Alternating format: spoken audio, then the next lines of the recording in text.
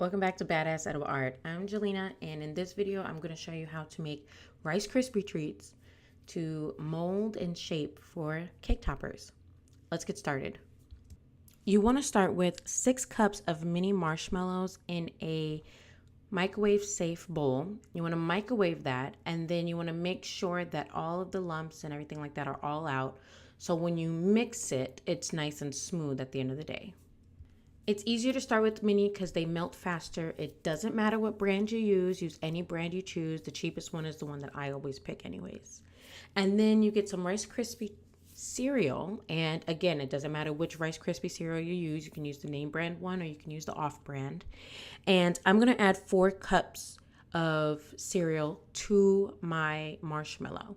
Now, you can add all the cups at once if you want to, which is going to be 6 cups of the cereal, but I like to add a little bit at a time, mix it, and see if I need more, because the consistency I need is to be able to mold with, and I don't want it to be too heavy and too thick where I'm unable to mold with it. Now, before you start stirring, you're going to want to take some butter or shortening and rub that on the edge all over your spatula, the plastic part, so that way your marshmallows don't stick everywhere, because trust me, this is really sticky. Then I stirred it all up and very carefully and determined that yes, I will need my extra 2 cups of cereal, added that, and then carefully stirred that up too.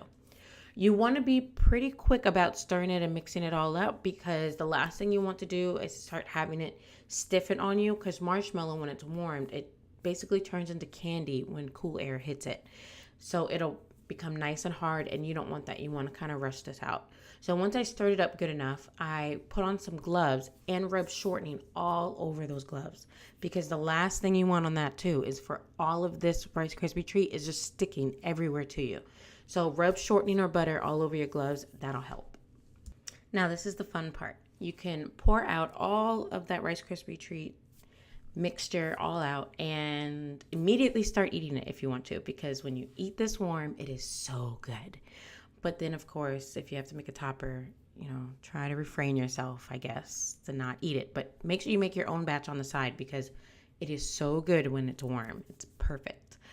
Once you pour it all out, now you're able to start shaping it and molding it into the shape you want to use. If you're using this in an actual mold, you can use that too.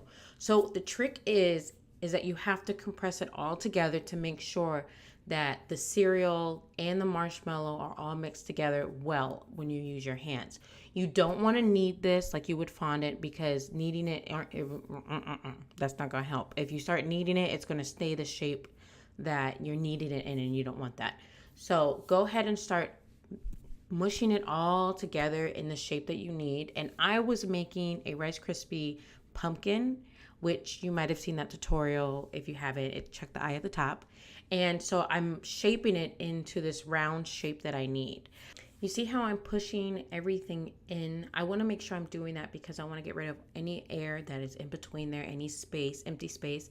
And I need it all to mesh together, because if I make this as a topper, or if even when you make something smaller, you make it as a topper and you put a stick through it or a dowel through it, the last thing you want is for it to completely just fall apart because everything wasn't meshed well together. So make sure as you're making whatever shape you're making, everything is compressed well together.